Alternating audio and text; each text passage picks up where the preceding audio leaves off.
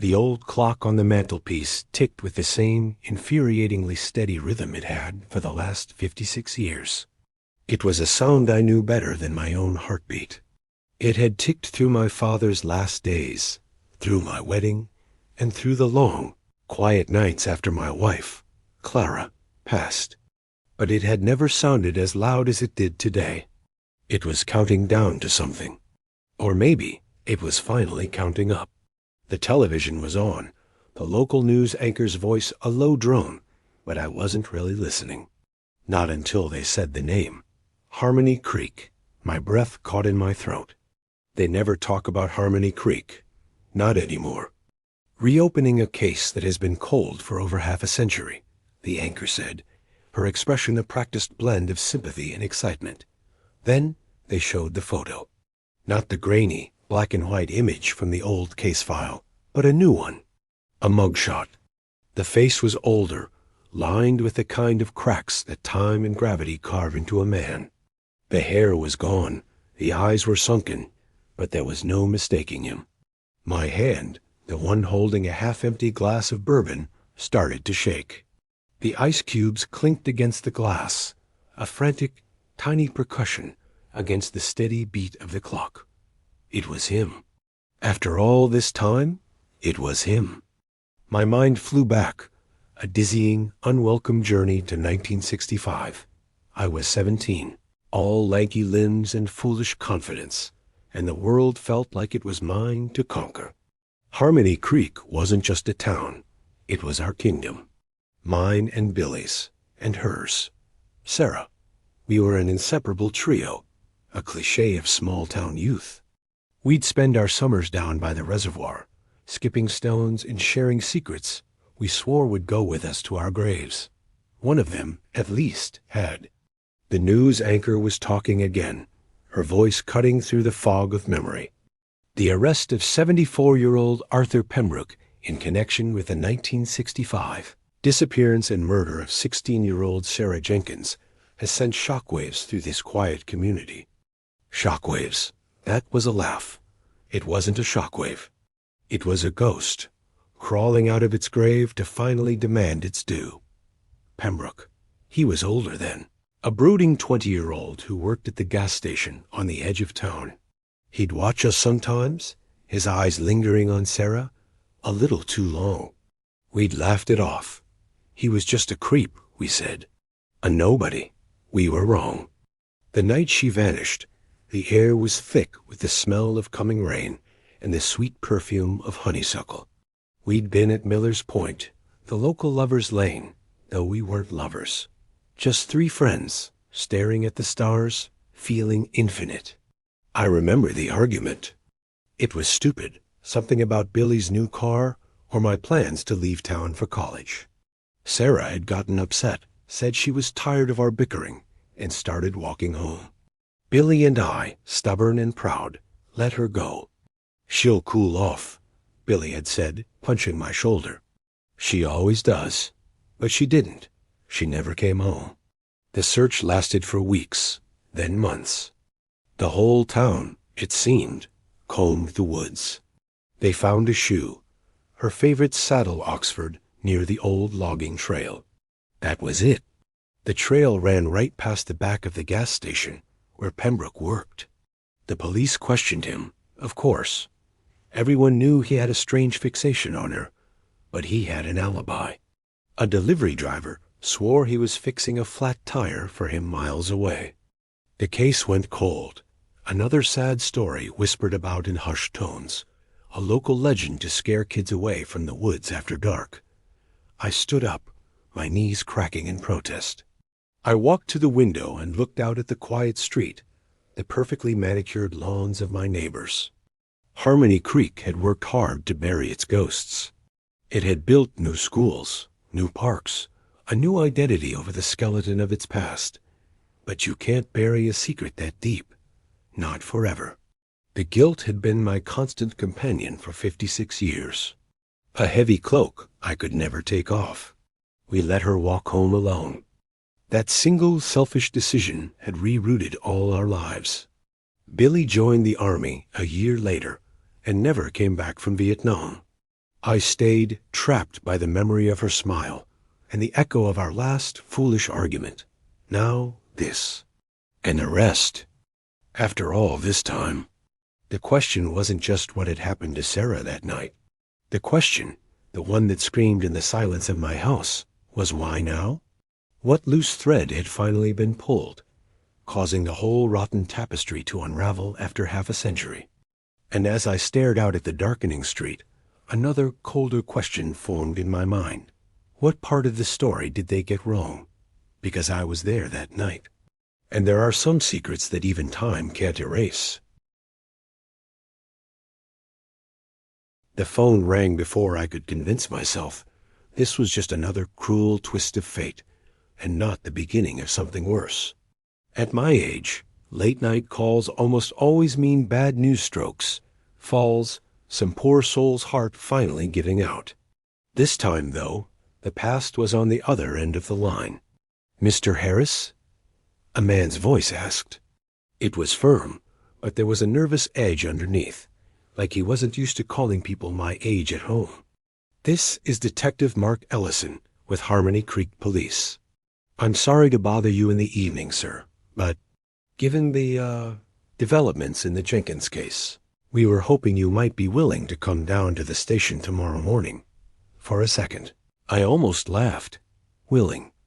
As if I'd been anything but chained to that night for over 50 years. "You made an arrest," I said. "I just saw it on the news." "We did," he replied. "But there are new details. Things that weren't in the original file.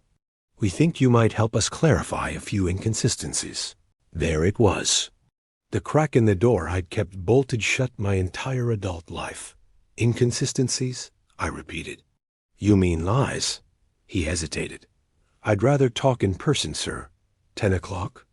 I agreed, hung up the phone, and stood for a long while in the quiet of my living room, listening to the house breathe. Old houses do that, you know. Wood settles, pipes sigh, the furnace kicks on with a low groan. If you live alone long enough, you start hearing patterns in those sounds, almost like the house is trying to talk to you. Some nights, if I let the bourbon get the better of me, I'd talk back. Tonight, the house sounded different. There was a tension in it, the way the air feels right before a summer storm. The clock ticked, but every few beats there was this odd hitch, like a skipped note in a song you've heard 1,000 times. I walked over and checked it. The hands were right where they should be, but when I leaned in close, the ticking seemed to slow just for a heartbeat, and then rush to catch up. "Don't start that again," I muttered. "Not now," because that was the other thing about that night, in 1965-something, I'd never told the police, not even Billy. We weren't just 3 kids arguing under the stars. Something else was there with us. Back then, I'd written it off as teenage nerves and the power of suggestion. The newspapers were full of stories about strange lights in the sky, radios cutting out, people seeing things they couldn't explain. It was the mid-60s. Half the country was either terrified of the Russians or obsessed with flying saucers. But what happened that night at Miller's Point had gnawed at me in a way none of those stories did. It started with the radio in Billy's car. One minute, the Supremes were crooning through the tinny dashboard speaker. The next, it was like someone had torn the station right out of the air.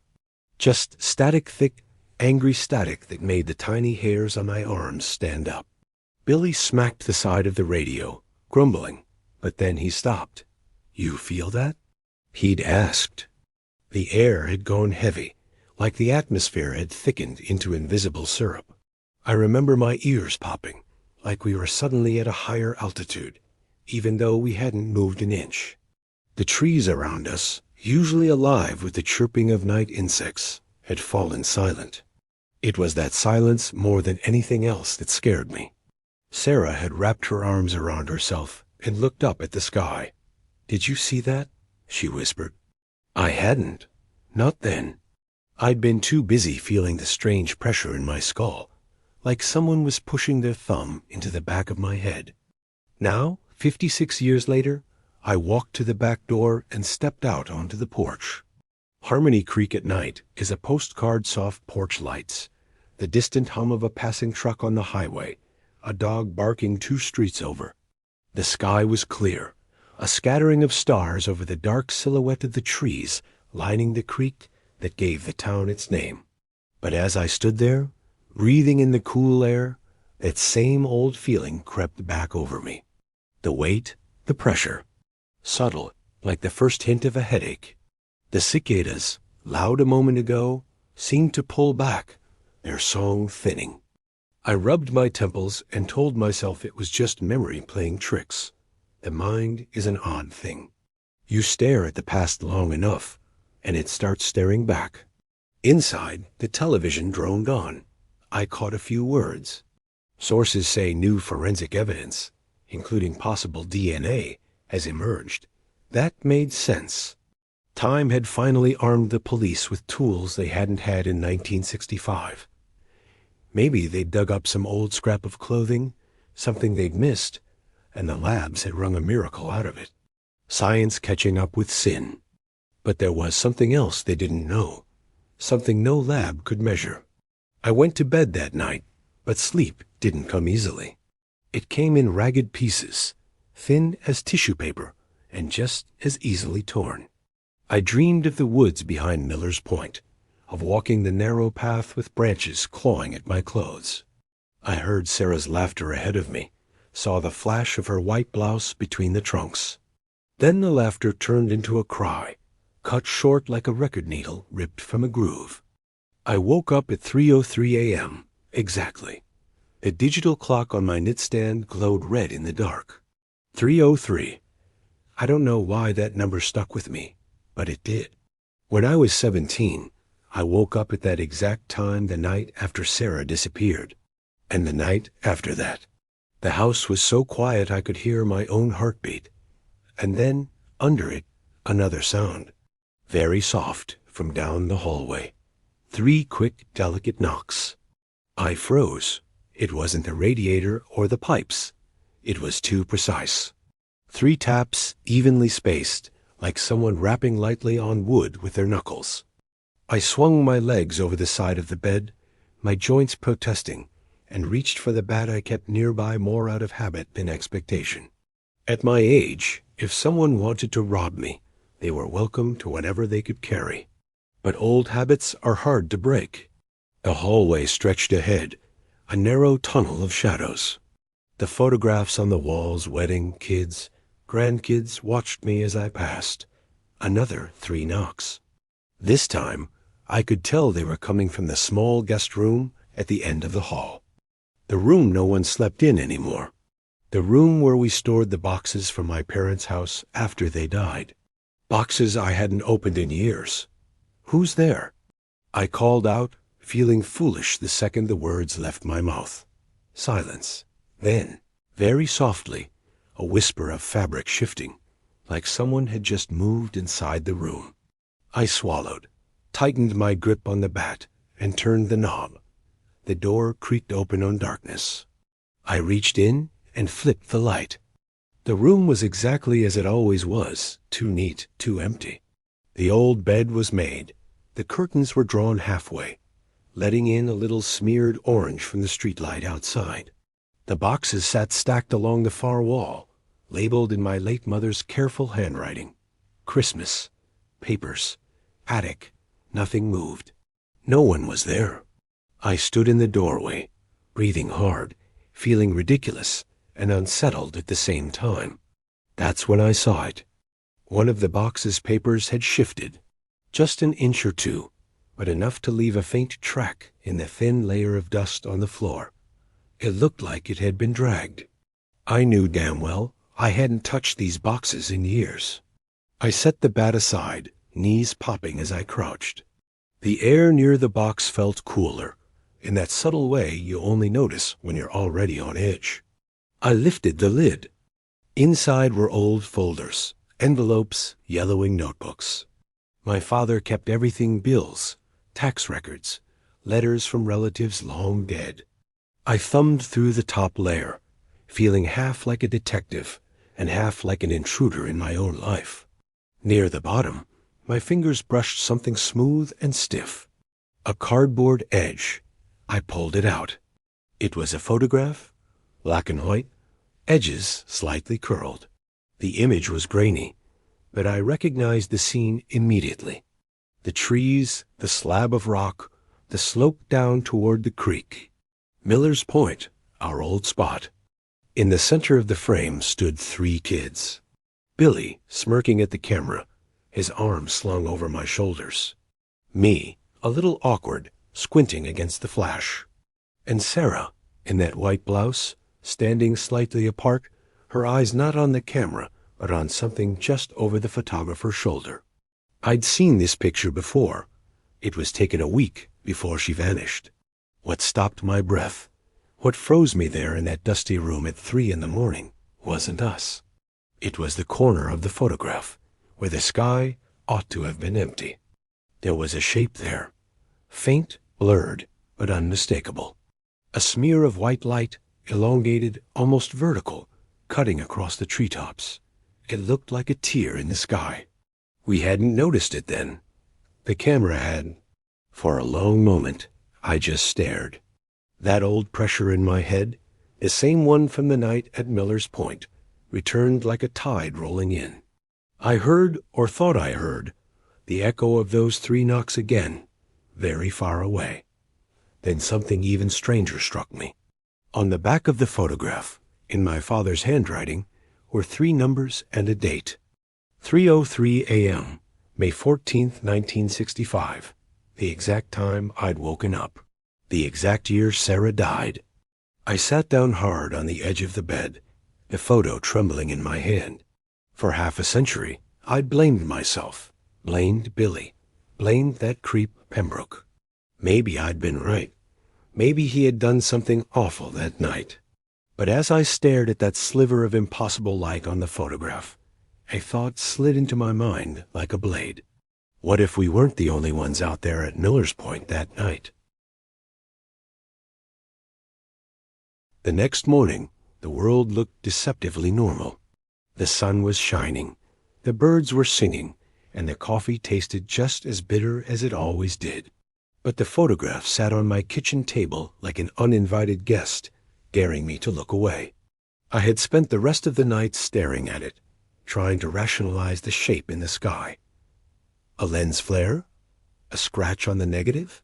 My father wasn't a photographer. He used a cheap Kodak Instamatic that was prone to all sorts of errors.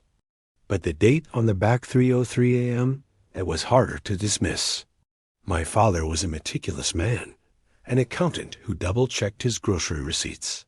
He wouldn't write down a specific time unless it meant something. I dressed carefully for the police station slacks, a button-down shirt, my good shoes. It felt like I was going to a funeral, or maybe a confession. I tucked the photograph into my inside jacket pocket, against my chest. I wasn't sure if I was going to show it to Detective Ellison. Cops deal in facts, in fingerprints and blood types. They don't deal in tears in the sky or cryptic notes from dead fathers. The station was a low, brick building that smelled of floor wax and stale coffee. Detective Ellison was younger than I expected, maybe 40, with the tired eyes of a man who has seen too much of the ugly side of life. He shook my hand firmly and led me to a small interview room. It was suffocatingly small, the walls painted a depressing shade of beige. "Thank you for coming, Mr. Harris," he said, sitting across from me and opening a thick file folder. "I know this isn't easy. Reliving the worst day of your life never is. You said there were inconsistencies," I said, cutting to the chase. I didn't want sympathy. I wanted answers. Ellison nodded slowly. He pulled out a few papers, spreading them on the metal table. "When we arrested Arthur Pembroke yesterday, we searched his property. We found items. Souvenirs, you might call them. From several women over the years." He paused, gauging my reaction. "We found Sarah's locket, the silver one with the heart." My stomach lurched. Sarah never took that locket off. "So he did it," I whispered. He killed her. That's what we thought at first, Ellison said. But Pembroke, he's talking.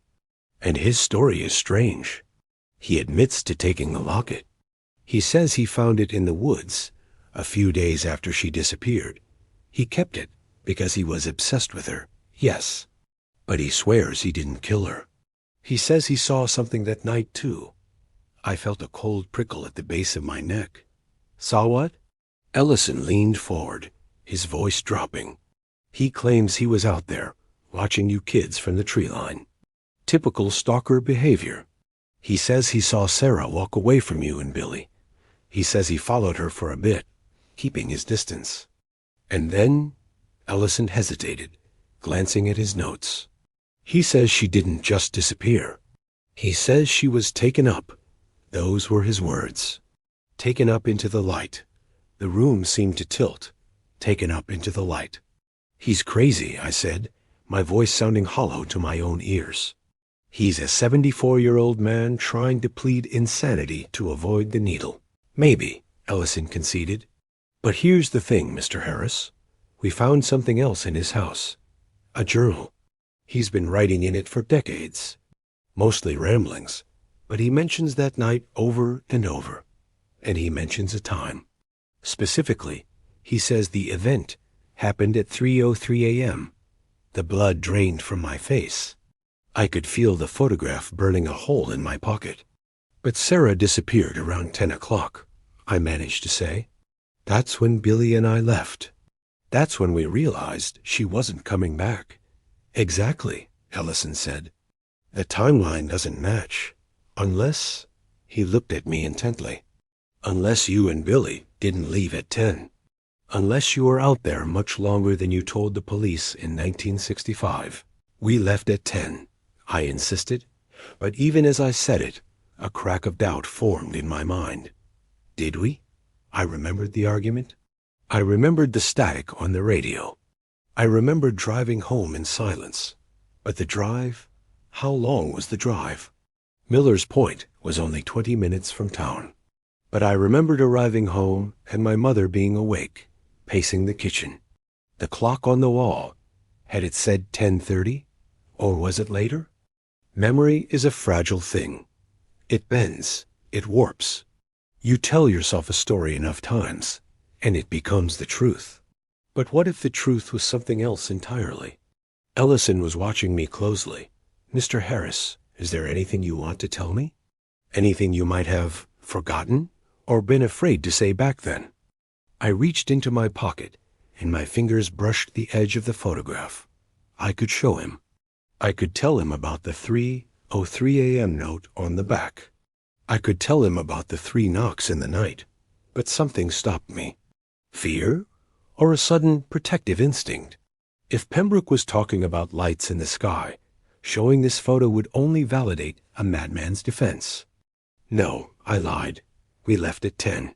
Pembroke is lying. Ellison sighed and closed the folder. We're going to keep digging. But if you remember anything at all, call me. I walked out of the station into the blinding sunlight, feeling more lost than I had in 50 years. I got into my car, my hands shaking on the steering wheel. I needed to think. I needed to see the one person who might know the truth.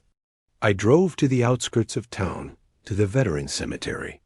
The grass was neatly trimmed, the rows of white headstones gleaming in the sun. I found Billy's grave easily.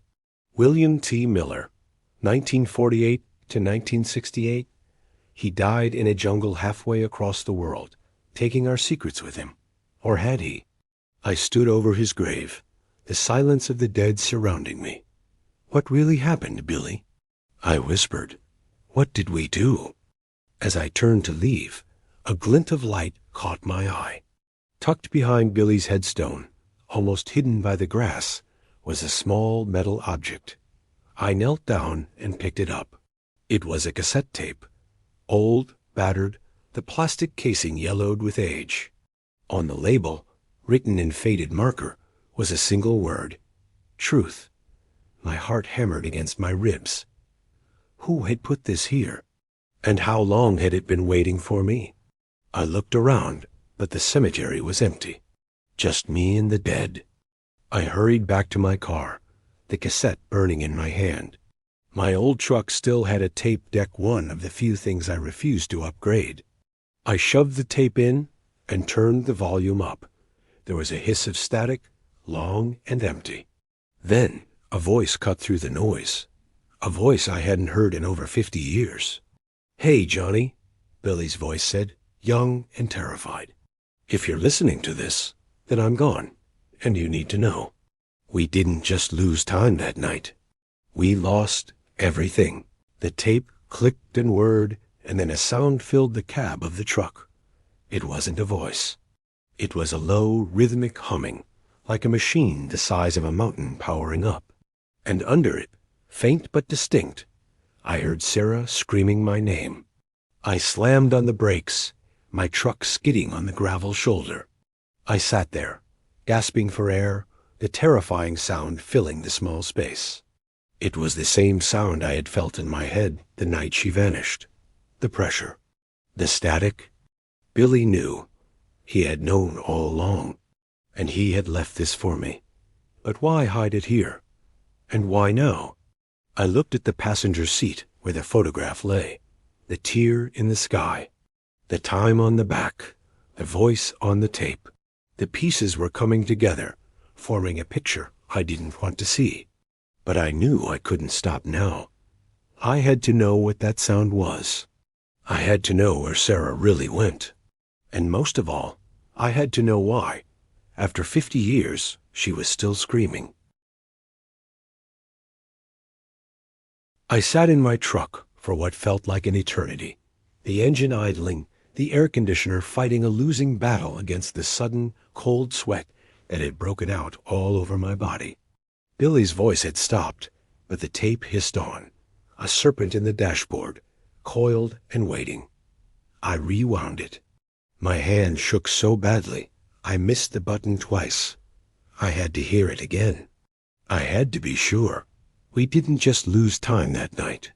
We lost everything. And then the scream. Sarah's scream.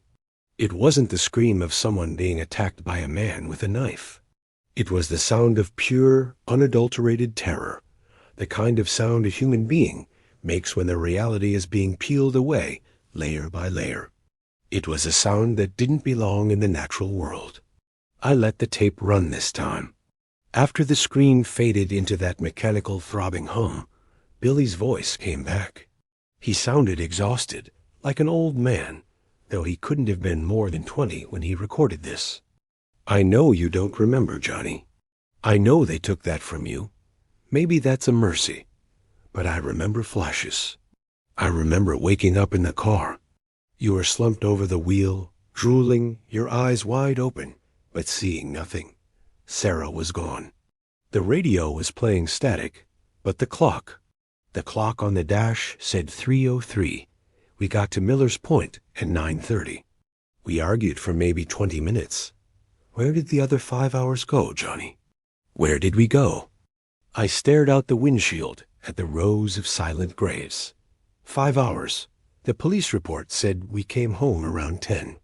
My mother said I came in at 10:30, pale and sick.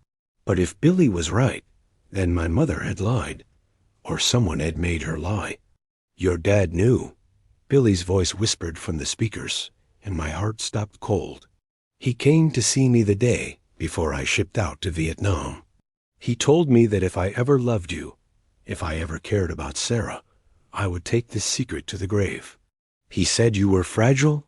He said remembering would break you. But I can't die with this, Johnny. The things I saw in the jungle, they're bad. But they aren't as scary as what I saw in that light. It wasn't Pembroke. Pembroke was just watching. He was guarding it. I think he's been guarding it for a long time." The tape clicked off. The silence that rushed back into the cab was deafening. My father. My quiet, number-crunching, tax-filing father. The man who checked the locks 3 times before bed. He wasn't just protecting me from a murder investigation. He was protecting me from the truth. I drove home like a man possessed. I didn't see the stop signs or the neighbors waving from their lawns. I saw only the road stretching out like a tunnel back to 1965. When I pulled into the driveway, I didn't bother closing the truck door.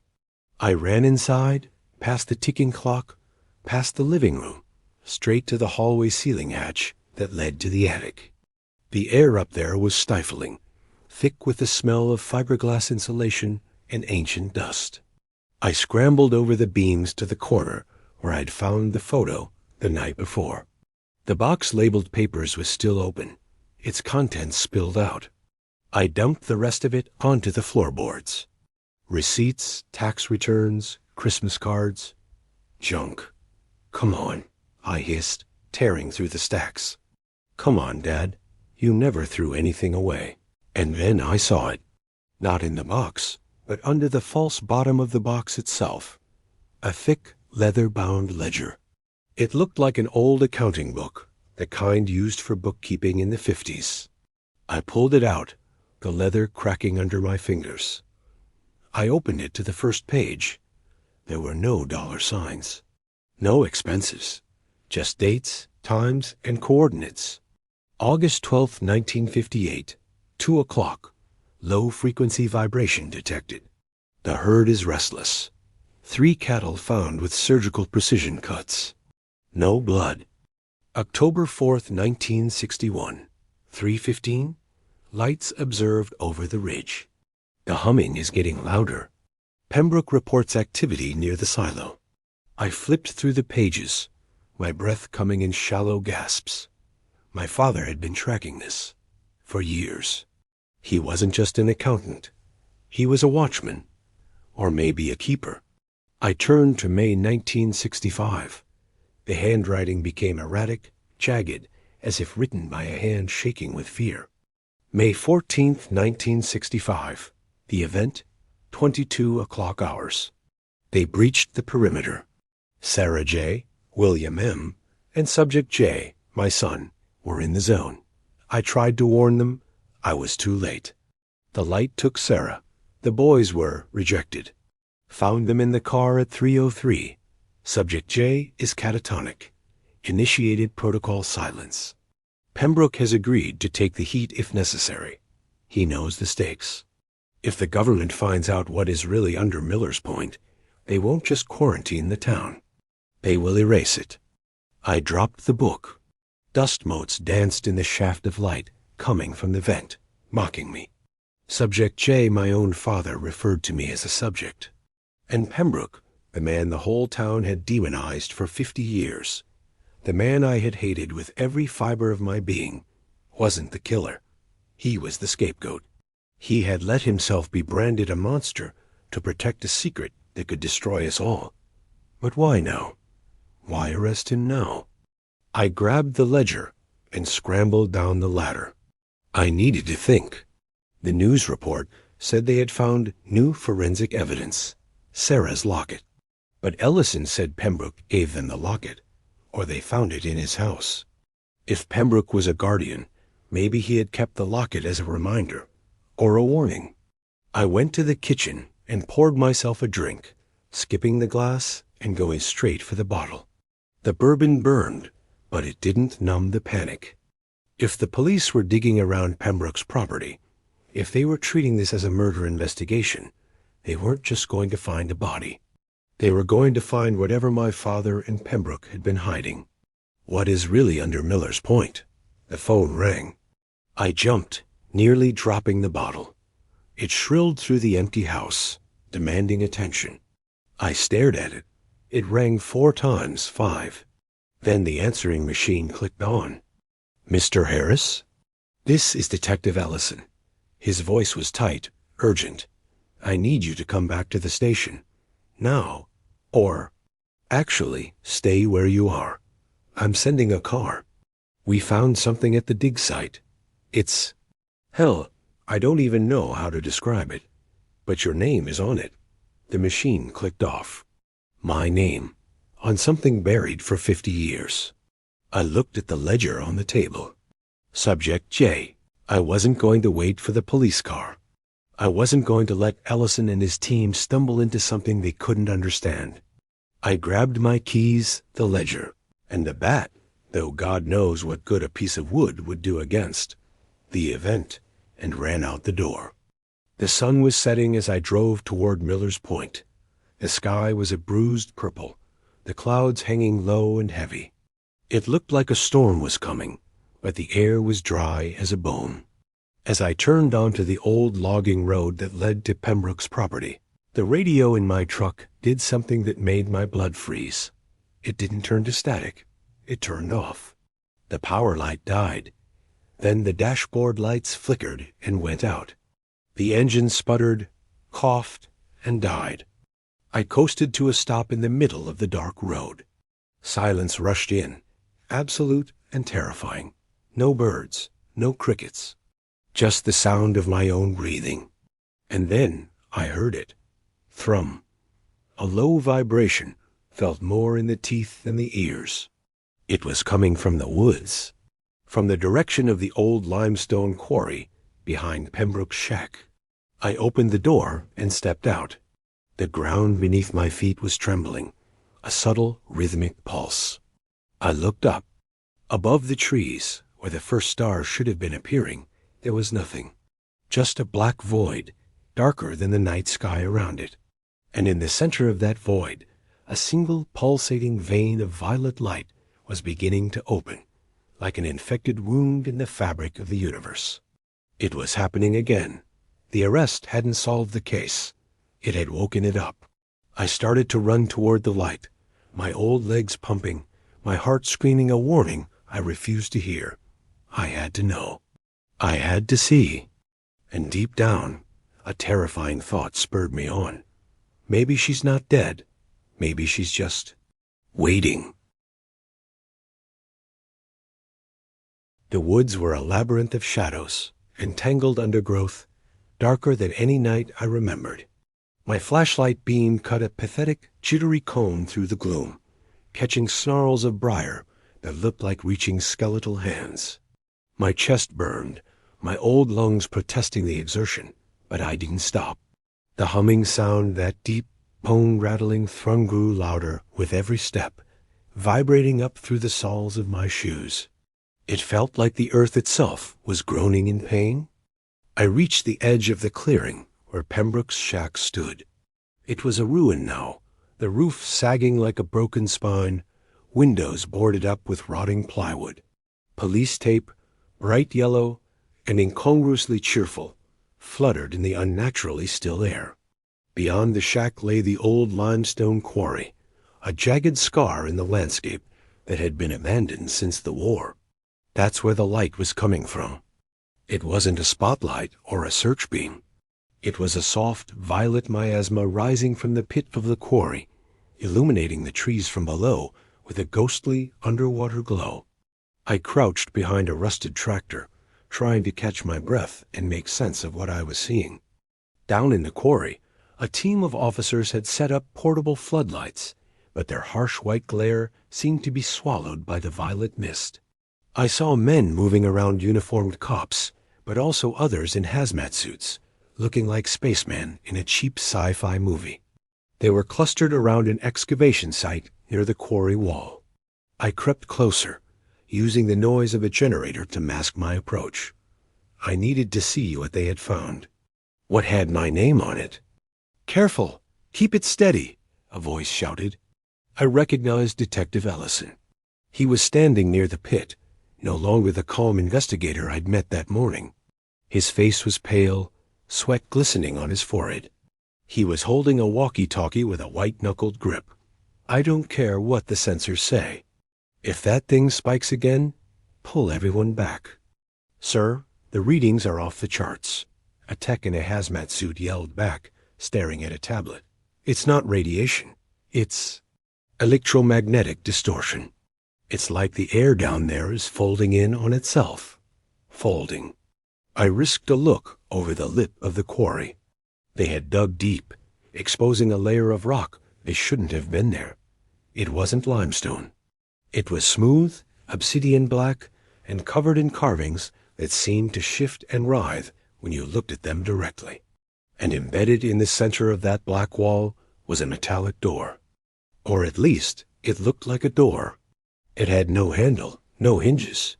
Just a perfect, seamless oval of silver metal that pulsed in time with the humming sound. Then etched into the surface of the metal, glowing with a faint, terrified blue light, were letters. Subject J, access granted. My breath hitched. My name wasn't just on it. The thing knew me. We need to cut it open, one of the hazmat guys said, raising a heavy industrial saw. Don't. I shouted, standing up before I could stop myself.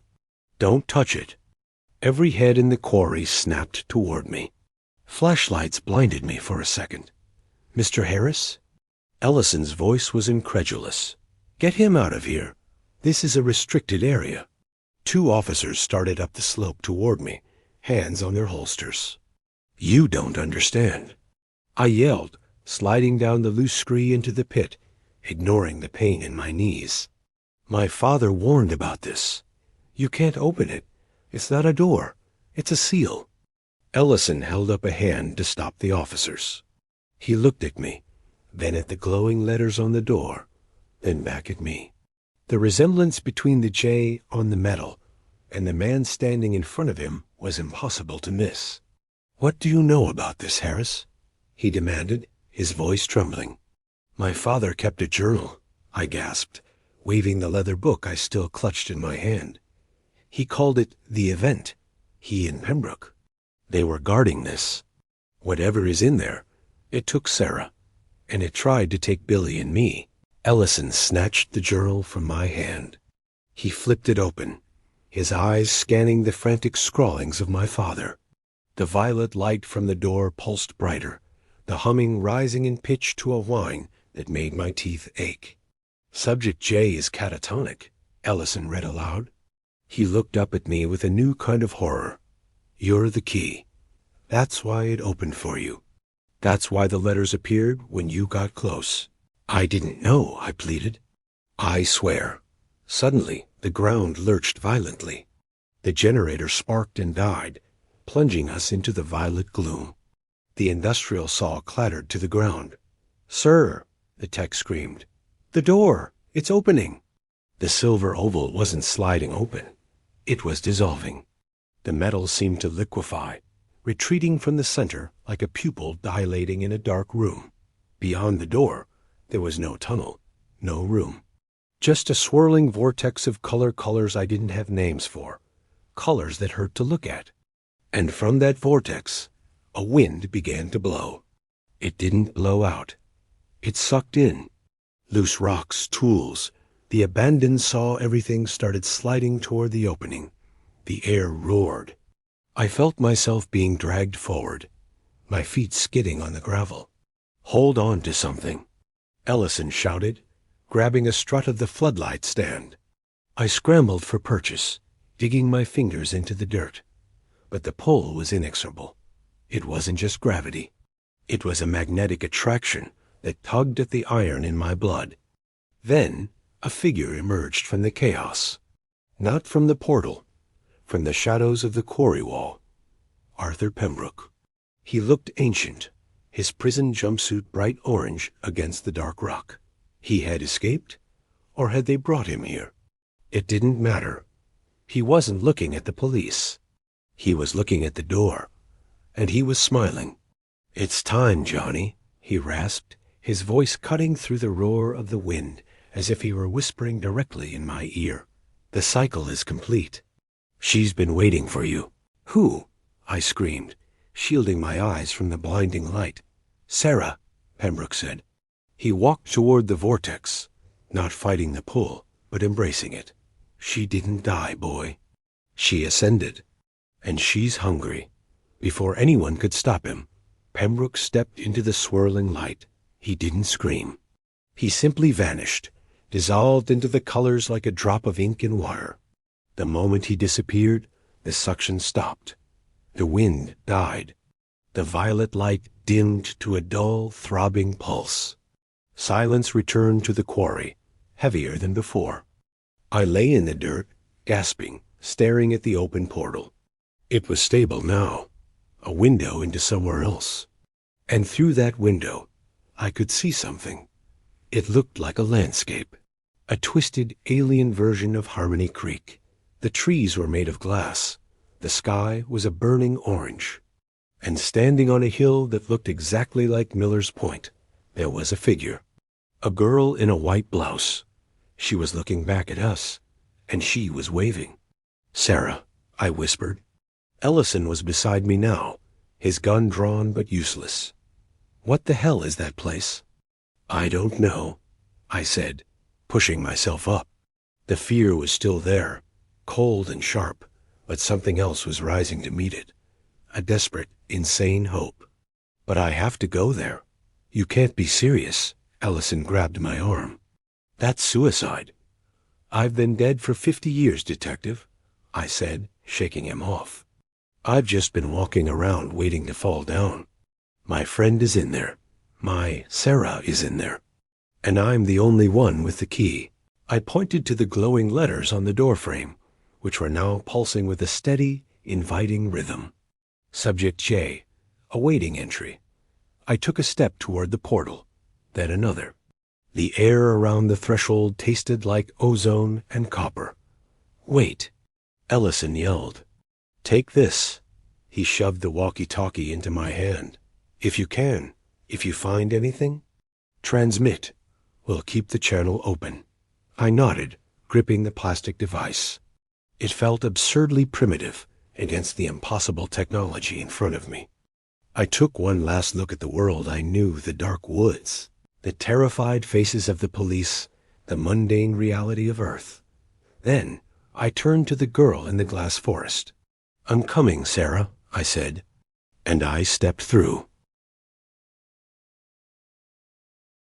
Crossing the threshold felt like walking through a waterfall of static electricity. For a split second, there was no air, no sound, no gravity, only a blinding violet whiteness that seemed to rewrite the atoms of my body. Then, with a lurch that threw me to my knees, reality snapped back into focus. But it wasn't my reality. I gasped, my lungs burning with air that tasted metallic and stale, like the inside of an old battery. I was on my hands and knees in dirt that was too red, too dry. I looked up. I was still at Miller's Point, but it was a Miller's Point that had been screamed into existence by a nightmare. The familiar oak trees were there, but they were wrong. Their bark was smooth and translucent like glass, pulsing with faint, sickly veins of light. The leaves were jagged shards of obsidian that chimed softly in the wind. And the sky, God, the sky. It wasn't blue or black. It was a churning, bruised canvas of orange and purple clouds that moved too fast, swirling around a sun that was small, white, and cold. "Sarah?" I croaked. My voice sounded flat, deadened by the heavy atmosphere. I stood up, dizzy. The portal behind me was a shimmering oval, a window back to the dark, rainy woods of Earth. I could see the tiny, frozen figures of the police officers, like toys in a diorama. But I couldn't go back. Not yet. I turned to the hill where I had seen her. She was gone. But something else was there. The town of Harmony Creek lay below in the valley, but it wasn't the town I knew. It was a ruin. Buildings were twisted, melted, as if they had been exposed to intense heat that didn't burn but warped. The church steeple was bent at a 90-degree angle. The roads were cracked, glowing rivers of that same violet energy. And it was silent. A terrible, absolute silence that pressed against my eardrums. I started down the hill, my feet crunching on the red dust. I had to find her. Pembroke said she was waiting. He said she had ascended. As I reached the bottom of the hill, I saw the first of them. They were statues. At least, that's what my brain tried to tell me. They were scattered along the road, frozen in mid-stride, mid-gesture. They were made of a dark, gray ash-like substance. I walked up to a man in a fedora, one hand raised as if to tip his hat. I reached out and touched his arm. It crumbled instantly under my fingers, dissolving into dust. I recoiled, horror flooding my veins. These weren't statues. They were people. I walked faster, passing more of them.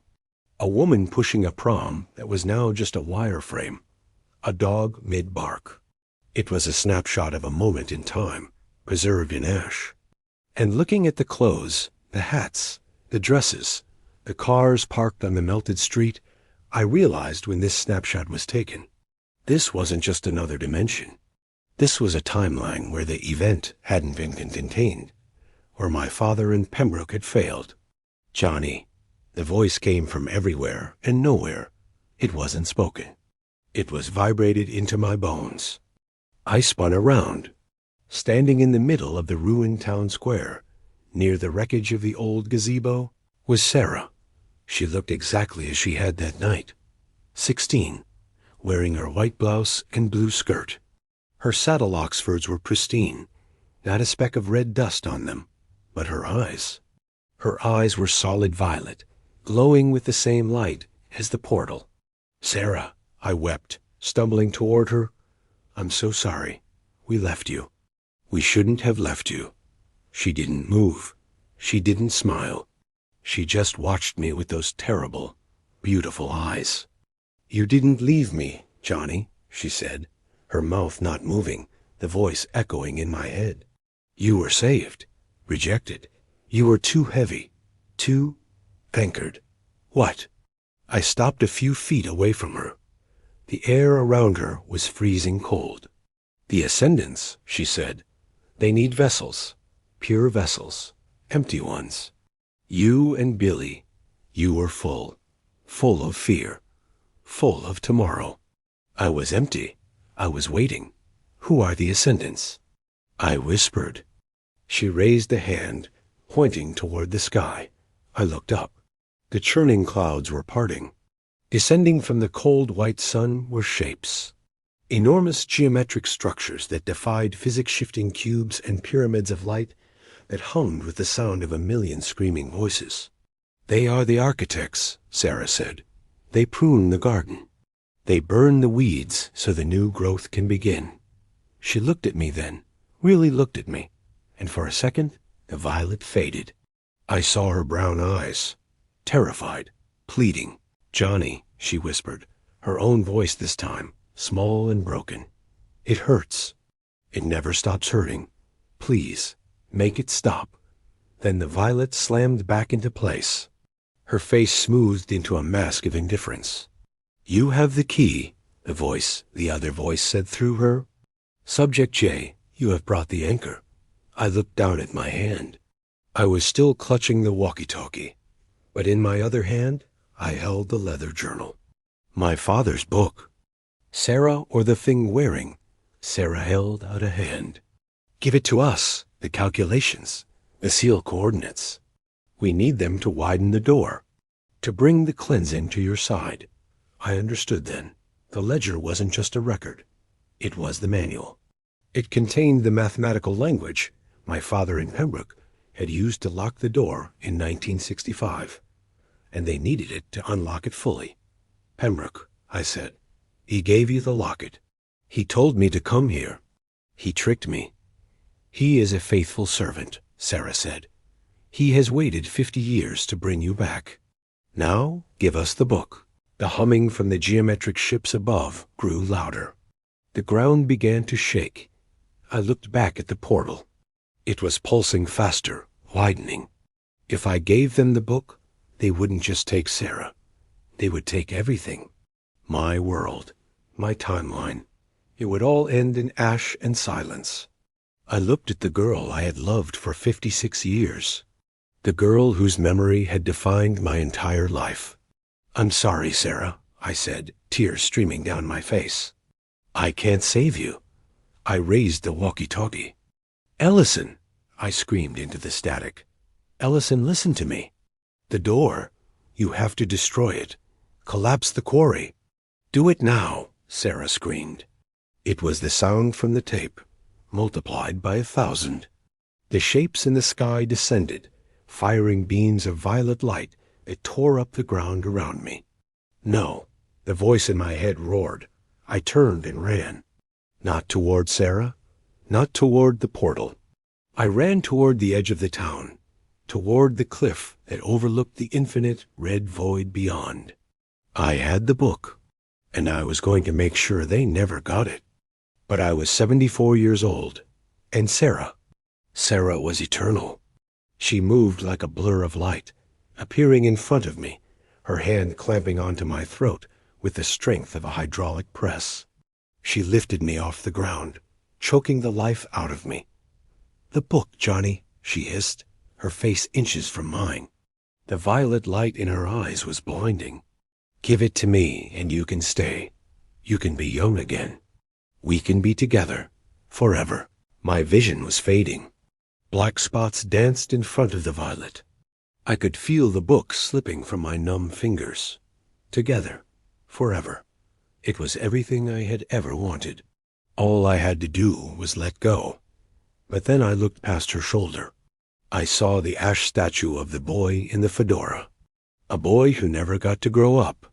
A boy who never got to make mistakes, fall in love, get old. I thought of Billy, dying in a jungle to keep the secret. I thought of my father, guarding the door until his last breath. I wasn't going to let their sacrifice be for nothing. I summoned every ounce of strength I had left. I didn't try to break her grip. I didn't try to hit her. I swung the heavy leather book with all my might, not at her, but out toward the cliff edge. "Go fetch," I wheezed. The book sailed out over the abyss, spinning into the red fog. Sarah shrieked a sound of pure rage. She dropped me and dove after the book, her body elongating into a streak of light. I hit the ground hard, gasping for air. I scrambled toward the portal. The ground was disintegrating, the reality of this place unraveling without the anchor of the book. "Ellison!" I shouted into the radio again. "Blow it, now!" A crack of thunder shook the world. But it wasn't from the sky. It was from the portal. Through the shimmering window, I saw the quarry walls on Earth collapsing. Dynamite. Ellison had listened. The portal began to shrink. I was 50 yards away. I ran. I ran with legs that shouldn't have worked, powered by sheer terror. Behind me, the sky tore open. The geometric ships were firing blindly, destroying their own failed harvest. I dove for the closing eye of the portal. The violet light burned my skin. The sound was deafening. And then darkness. I woke up in the dark, but it wasn't the void. It was a hospital bed. The beeping of the heart monitor was steady, reassuringly mundane. I tried to sit up, but my body felt like it had been dropped from a 10-story building. "Easy, Mr. Harris," a nurse said, rushing to my side. "You've been out for 3 days. 3 days."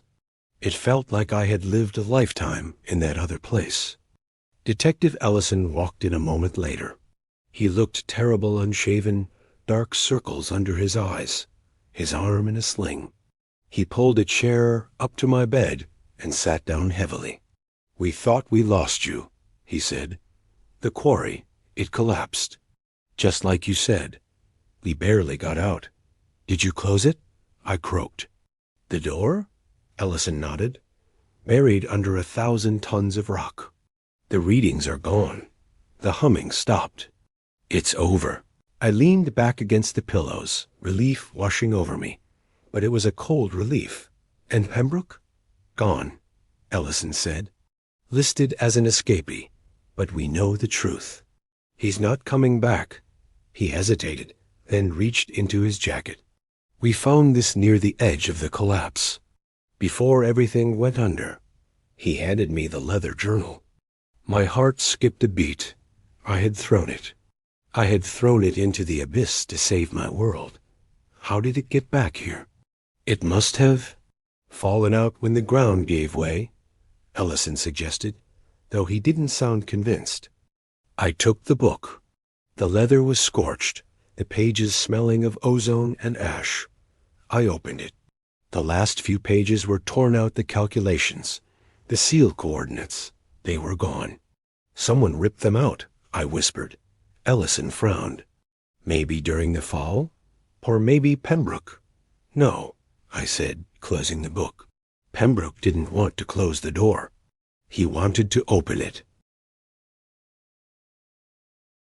"There's something else," Ellison said, his voice dropping. "We did a sweep of the town after the collapse, just to be safe. We found something in your house." "My house?" "In the attic," he said, "where you found the journal. There was another box. We missed it the first time because it was tucked behind the insulation. It had a letter in it, addressed to you." He handed me an envelope. It was yellowed, brittle with age. But the handwriting on the front wasn't my father's. It was neat, feminine cursive. "To Johnny. Open when you remember." My hands shook as I tore it open.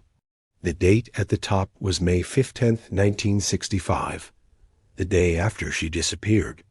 "My dearest Johnny, if you are reading this, then the cycle is broken. Or maybe it has just begun again. It's hard to tell time from where I am sitting. The ascendants show me things. They show me futures where we grow old together and futures where we burn. I know you think you left me. I know you carry that guilt. But you need to know the truth. I didn't get left behind. I stayed. I saw the door open that night, Johnny. I saw what was on the other side, and I saw that it was hungry. It wanted all of us. It wanted to eat our world, so I made a deal. I offered myself, a willing vessel, a pure source. In exchange, they would let you and Billy go. They would let Harmony Creek survive. But the hunger never stops, and the door never truly closes. It just waits. I'm writing this through Pembroke. He is a good man, even if he is weak. He will keep the watch. But one day, he will be too old. One day, the lock will rust. When that day comes, you will have a choice. You can let the world burn, or you can take my place. I love you, Johnny. I have loved you for 50 years, and I will love you for 50 more. But I am tired. The violet light is so heavy. Sarah, I lowered the letter, tears blurring my vision. She hadn't been a victim. She had been a martyr. She had sacrificed herself to save us, to save me. And for 50 years, I had hated myself for a cowardice that never existed. "Mr. Harris?" Ellison asked softly. "What does it say?" I looked at him, then at the window. The sun was setting, painting the sky in shades of orange and purple. For a second, just a second, the clouds looked like they were swirling. "It says," I whispered, "that it's not over." I looked down at the journal in my lap. The missing pages. Sarah said she was tired. She said Pembroke would get too old. And she said I would have a choice. The pages weren't lost. They weren't destroyed. I closed my eyes and focused. Deep in the back of my mind, under the layers of trauma and age, I could see numbers, coordinates, frequencies. I hadn't just thrown the book. I had memorized it. My father had taught me the code when I was a boy, disguised as math games. It had been buried in my subconscious, waiting for the trigger. Subject J. I was the backup drive. I was the living key. "Detective," I said, opening my eyes. "I need to go home." "You're not well enough," Ellison protested. "I'm fine," I said, swinging my legs out of bed. The pain was there, but it felt distant now. "I have work to do." "Work?" "Yes," I said, standing up and gripping the scorched journal. "Pembroke is gone. Sarah is waiting. Someone has to watch the door." I walked to the window and placed my hand on the glass. The reflection staring back at me wasn't an old man anymore. It was a guardian. "And detective?" I said, turning back to him. "If you ever hear a humming sound in the woods, run." I left the hospital and drove back to Harmony Creek. The town was quiet, peaceful. People were going about their lives, oblivious to how close they had come to extinction. I pulled into my driveway and walked into the empty house. The clock on the mantel was ticking. Tick, tick, tick. I walked to the fireplace and picked up the clock. I turned it over. On the back, scratched into the wood, were 3 numbers. 3:03. I set the clock down. I went to the kitchen, poured a glass of bourbon, and sat down at the table with the journal and Sarah's letter. I wasn't going to reopen the door. I wasn't going to let the ascendants in. But I wasn't going to let Sarah suffer alone either. I dipped my finger in the bourbon and began to trace the missing equations on the table. I knew how to open it. But more importantly, I knew how to talk through it. I was going to find a way to bring her home, even if I had to tear the universe apart to do it. The clock struck the hour, but it didn't chime. It just stopped. And outside, in the distance, a low, rhythmic humming began. I smiled. "I'm listening, Sarah," I said. "Tell me what to do."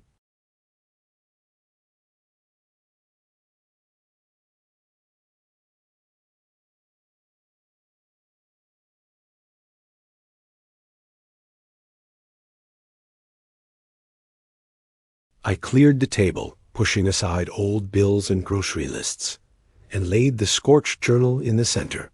The letter from Sarah rested on top of it, her looping handwriting a bridge between the boy I had been and the old man I'd become.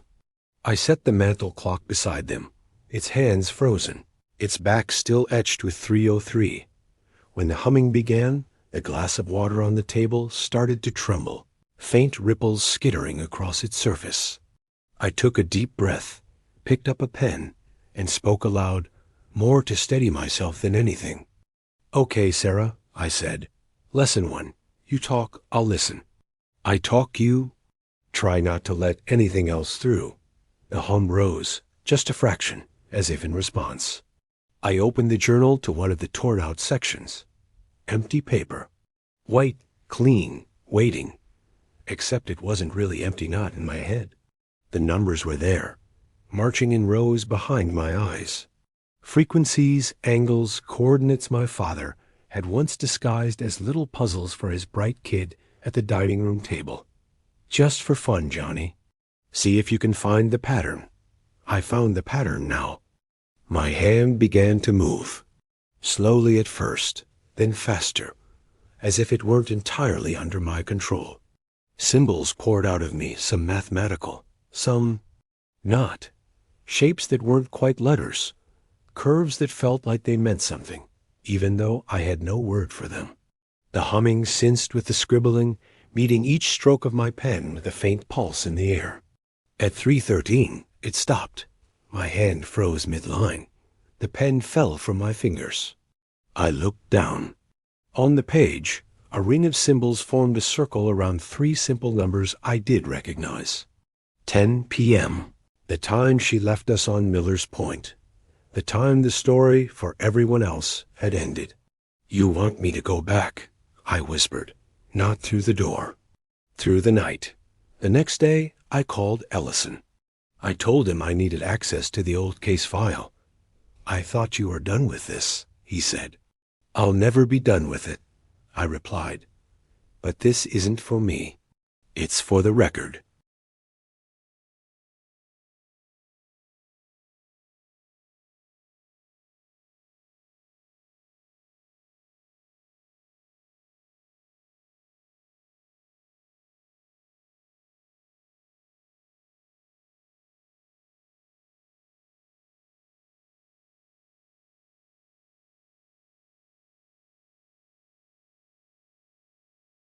This time, the answer came not through the hum, but through the pen. It jerked upright, hovering above the page like a divining rod. Then, in a slow, halting script, it began to write. "Johnny." My heart cracked open. "Yeah," I said, my voice shaking. "It's me. It hurts." The pen scratched. Every time they tried to push through, it tears. They are angry. "You broke the circle." "I know," I said. "I'm not sorry. You should be." The pen wrote, then paused. The hum flickered, faltered, like a bad radio signal. The next words came out thinner, trembling. "No, you shouldn't. They lied. They promised me you'd follow. They promised you'd be with me. I swallowed hard. I'm here now. Not the way they wanted. But I'm here. They want the book, the pen continued. They are searching. Across branches, across reflections. They will find another door. Then we have to make sure that wherever they open it next, nobody answers. I said. The pen stopped. Then it began again, slower.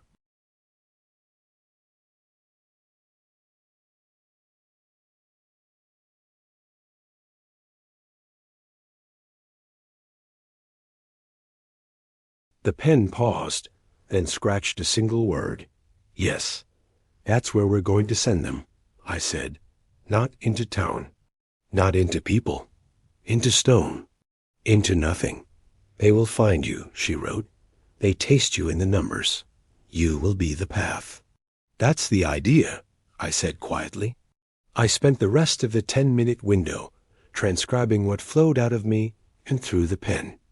New coordinates. Altered frequencies. A retuned lock, not just on where the door opened, but how. Not a clean circle anymore, but an asymmetrical funnel, narrowing down to a single fragile point. Me. When the hum faded, I was shaking, sweat-soaked, the pages filled with lines of ink that didn't look like my handwriting. My hand throbbed, but my head felt lighter, like a man who's finally decided which road to take, even if it leads off a cliff. In the days that followed, life in Harmony Creek pretended to go back to normal. The news cycle moved on. Pembroke became a cautionary tale on true crime forums, a name that would be half remembered in podcasts and late-night documentaries. The 1965 cold case was marked as solved. An official box ticked in some state database. Folks in town talked about the quarry collapse for a while, about the noise, the dust, the way the ground shook. A few said they heard something else, too. A hum, like a freight train in the sky. But nobody wrote that part down. Ellison stopped by sometimes. We never talked about the journal directly.